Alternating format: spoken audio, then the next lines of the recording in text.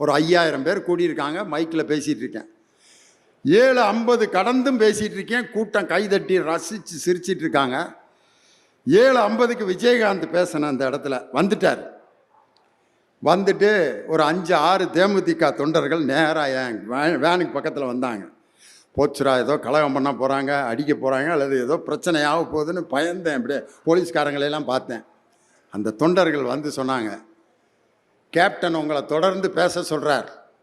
7:50லேருந்து நீங்கள் எவ்வளோ நேரம் வேணாலும் பேசலாமா, அவர் இருந்து ரசித்து கேட்டுட்டு அப்புறம் வந்து பேசுகிறேன்னு சொல்கிறாரு, பேச்சை நீங்கள் நிறுத்த வேணாம், தொடர்ந்து பேசுங்கன்னு சொன்னாருன்னொன்னே நான் அதுக்கப்புறம் ஒரு 15 நிமிஷம் பேசின பிறகு அந்த இடத்துக்கு அவர் வந்து பேச வர்றப்ப எனக்கு வணக்கம் சொல்லி உங்கள் பேச்சு ரொம்ப அருமையாக இருந்துச்சுன்னு அவரை விமர்சனம் பண்ணிய பேச்சை கூட ரசித்து எனக்கு வணக்கம் சொன்னார் அந்த விஜயகாந்த்ங்கிற அந்த மனிதர்.